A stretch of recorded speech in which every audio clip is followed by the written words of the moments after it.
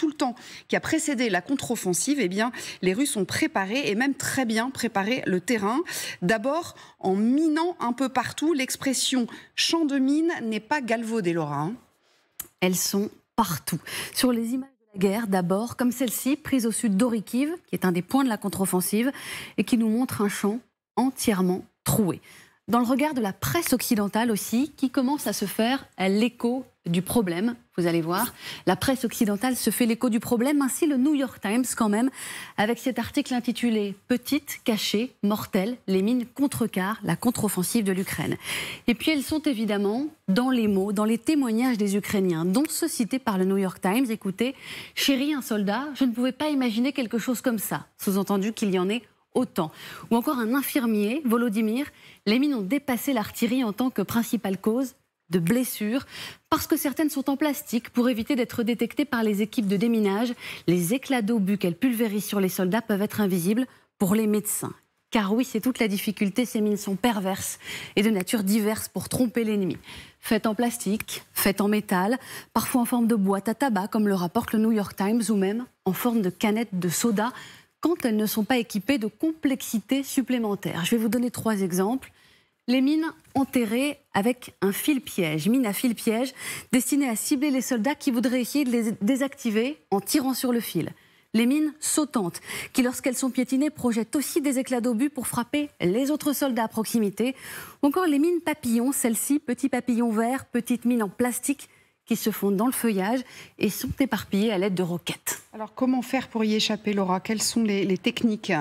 Alors face aux mines, les Ukrainiens cités par le New York Times soulignent que les véhicules blindés occidentaux, comme les Bradley américains, ici en photo, ont permis à plusieurs reprises de sauver la vie des équipages qui passent dessus, car ils sont plus solides grâce à leur blindage supérieur, aluminium et acier.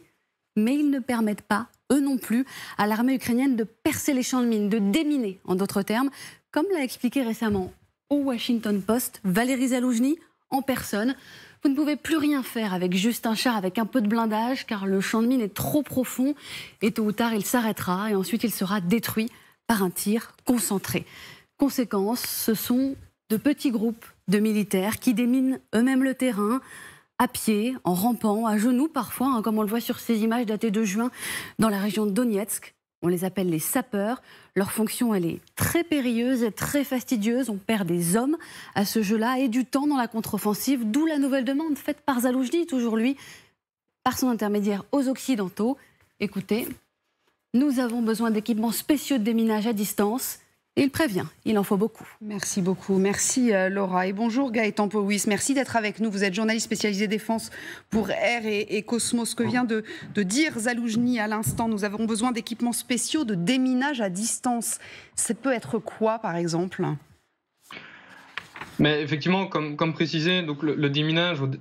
Le déminage classique était avant considéré comme étant soit effectué par des sapeurs, donc des personnes qui vont sur le terrain avec des détecteurs, ou alors par des chars ou des véhicules blindés équipés de différents systèmes de déminage. Mais il y a une très grosse problématique dans tous ces systèmes, c'est que les champs de mines que les Russes ont déployés sont en général sur des grandes zones à découvert.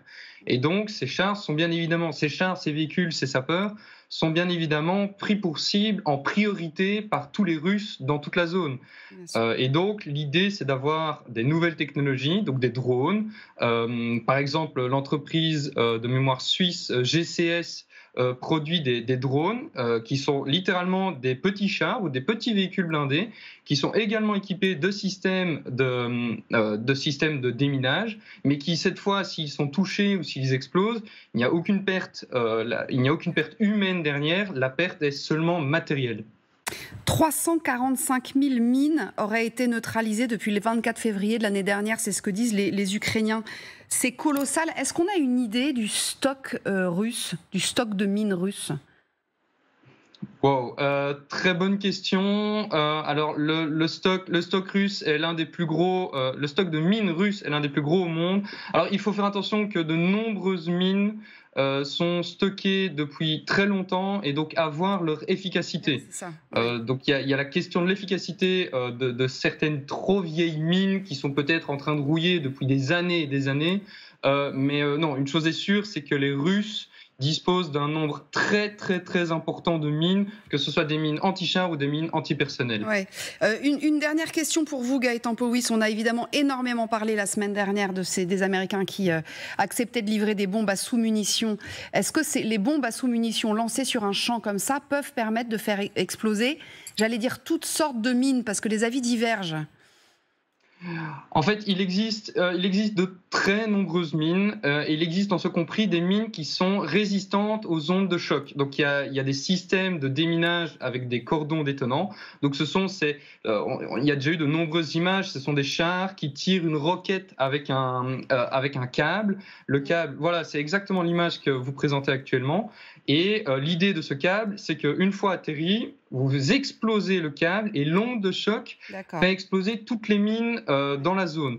Sauf que des mines, bien évidemment, des mines ont été développées spécialement pour résister aux ondes de choc, notamment des mines anti-chars. Et donc, il faut voir, il y a énormément de différences dans les mines. Et donc, ce n'est pas parce qu'il faut avoir un seul et unique système que ça va permettre de déminer. Donc, les mines, les systèmes, les munitions, les bombes à sous-munitions peuvent être efficaces contre certains types de mines, mais pas contre d'autres, en termes d'effet de souffle, en termes d'ondes de choc. Ce qu'il faut relever aussi peut-être à la Poédie, c'est que ça a été disséminé un peu partout. On a des cartes qui sont effarantes, enfin un peu partout, au bord des territoires occupés. Il n'y en a pas peu dans la zone de Kiev par exemple, mais il y en a un peu partout, avec le barrage, l'explosion du barrage de Kakhovka et les inondations. Ces mines, elles ont bougé, elles se sont enterrées. Il va y avoir la boue, la Rasputitsa dans quelques semaines maintenant, avec des bombes qui vont s'enterrer, qui vont être là pour des dizaines d'années.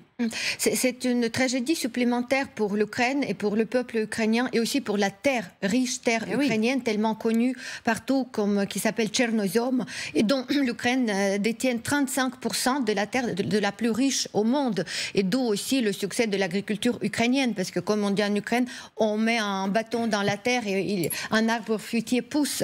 Donc aujourd'hui, tout ça c'est infesté par ces mines, et même dans la région de Kiev, il y en a beaucoup, surtout au nord de Kiev, parce que rappelez-vous, en tout début, il y avait cette invasion, la guerre a commencé par l'invasion russe du nord, et ils ont parti en laissant beaucoup de mines, et nous avons quasiment, je ne dis pas tous les jours, mais très régulièrement, soit les enfants, soit les fermiers qui explosent sur les mines qui étaient comme ça posées un peu partout, d'une manière un peu plus peut-être restreinte qu'au sud. Et le sud, ça va être une vraie catastrophe. Mais vous savez, moi je reste optimiste. Je pense qu'avec les intelligences artificielles, avec un peu les bonnes volontés du monde entier, on va trouver les moyens, on va trouver les nouveaux engins qui pourront protéger les vies humaines et pourront détecter très efficacement toutes les mines, même les plus petites, parce que les mines à sous-munitions aussi, d'un côté, ça aide à détruire soit l'ennemi, soit aussi peut-être les mines disséminées, mais il y en a qui n'explosent pas, donc ça va être le problème moins qu'avant, paraît-il, mais effectivement. À gérer. Donc tout ça, c'est vrai que c'est le problème de cette guerre, mais entre mourir sûrement parce que tué par les Russes, il faut trouver les solutions. Voilà, donc aujourd'hui, la solution, c'est d'utiliser ces mines sous munitions et penser à libérer la terre de mines par la suite. Ce qu'on dit beaucoup, Jérôme Poirot, c'est que normalement, ça doit être cartographié quand on mine un terrain. Oui. Normalement, c'est cartographié. Bien sûr. Là, ça n'a plus aucun sens. Ça fait partie des règles qui doivent être respectées quand on utilise des mines.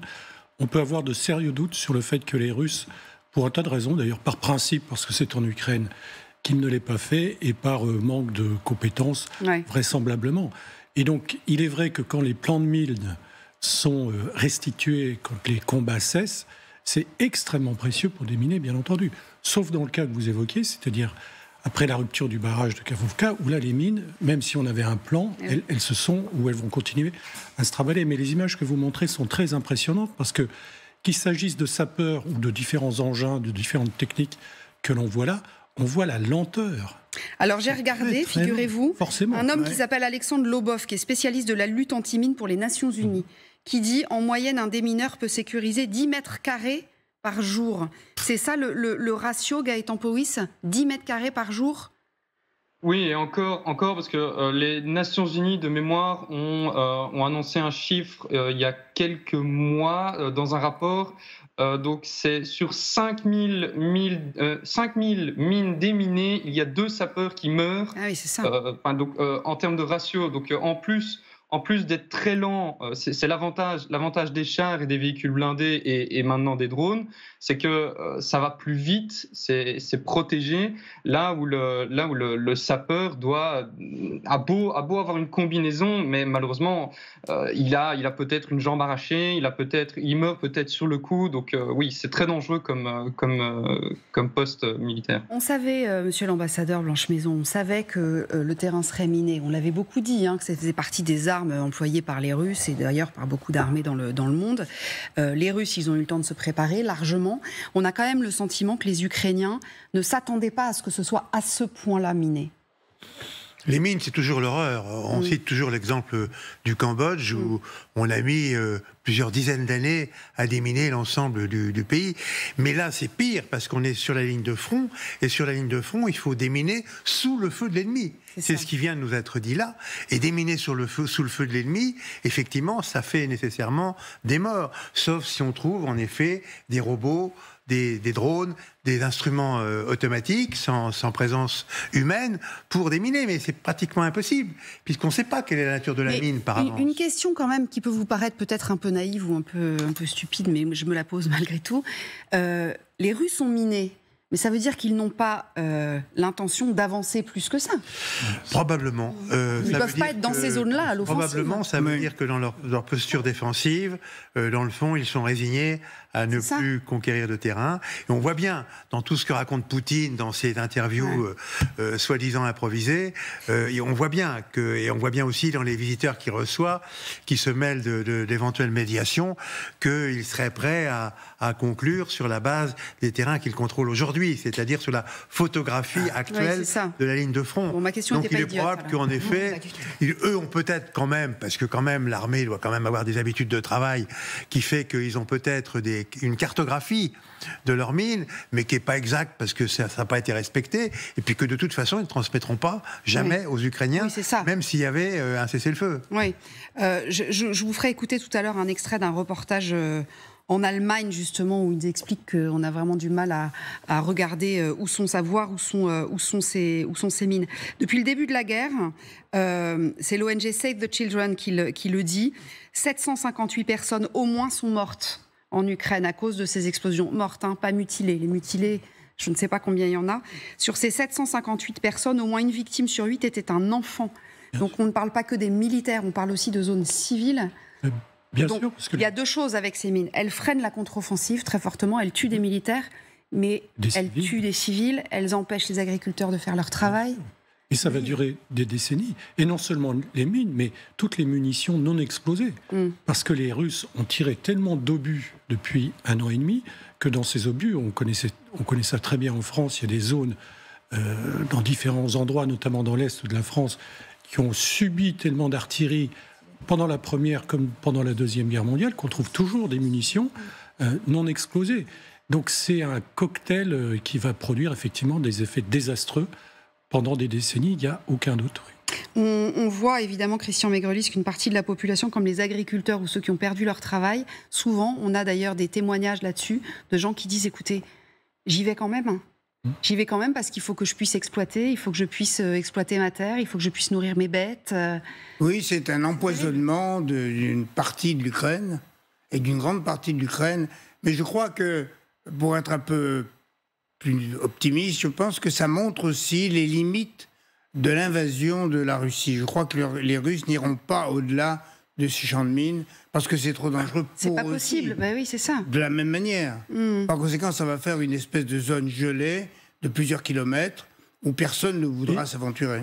C'est pour ça que si l'armée ukrainienne disposait de la maîtrise du ciel et d'une armée de l'air puissante, une armée de chasse, de bombardement et de transport, on pourrait imaginer qu'il y ait une zone qui soit préparée de telle sorte qu'il puisse ensuite y avoir un assaut aéroporté.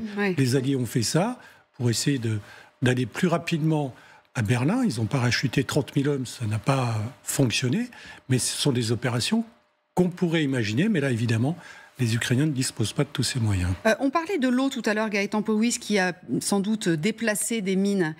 Mettre le feu à un champ, par exemple, est-ce que ça peut être une solution pour faire exploser les mines ou pas du tout? Non, pas spécialement, parce que comme expliqué, vraiment, les mines, on pense tous que c'est un ou deux modèles de mines qui existent, et donc en fonction, certaines résistent à la chaleur, certaines sont beaucoup trop enterrées, et donc malgré le feu qui pourrait être apparent, le feu va passer au-dessus sans même déclencher la mine. Ensuite, il faut se rendre compte aussi que les champs de mines, comme expliqué précédemment, on n'est pas face à une véritable muraille de Chine tout le long du front. Le principe d'un champ de mine, c'est de fermer une zone pour permettre de regrouper d'autres troupes sur une zone plus ouverte. Et donc, ce qui les expose au feu de l'ennemi, forcément.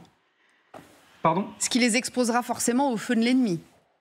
C'est ça, exactement. C'est le risque. Donc, il y a des zones actuellement, les Russes peuvent sortir de leur ligne pour contre-attaquer et foncer sur les Ukrainiens sans devoir passer au-dessus de leur propre champ de mine. Alors, il y a un certain nombre de pays qui ont dit qu'ils apporteraient leur aide. Aujourd'hui, la Corée du Sud a dit qu'elle allait leur fournir plus de détecteurs de mines et des combinaisons de protection. C'est ce qu'on a vu, je pense, sur les images à l'instant. Les chars anti-mines, on ne sait pas si certains pays vont les produire ou pas, mais pas mal de pays proposent de les aider. Et notamment les Allemands, manifestement, qui ont tenu à former un certain nombre d'Ukrainiens, de leur donner les règles de base justement pour pouvoir passer au travers, si j'ose dire, d'un champ de mines. Regardez, vous allez voir que sur le terrain, c'est pas si simple que ça à mettre en œuvre. C'est un extrait d'un reportage publié par Die Welt. La formation qu'ils ont suivie en Allemagne, vous pouvez le confirmer, a été courte, mais a été efficace dans plusieurs domaines. Les formateurs allemands avaient alors une idée assez précise des conditions réelles qui prévalent sur les champs de bataille ukrainiens. Nous avons des exercices conjoints et nous avons demandé aux Allemands comment traverser un champ de mines. Ils nous ont répondu que nous devions contourner en voiture et que leur carte représentait un champ de mines de 200 sur 100 mètres, ce qui n'existe pas ici. Nous avons des hectares de ces champs de mines. C'est beaucoup plus difficile ici. Les tactiques doivent être adaptées. C'est ça la problématique principale, là.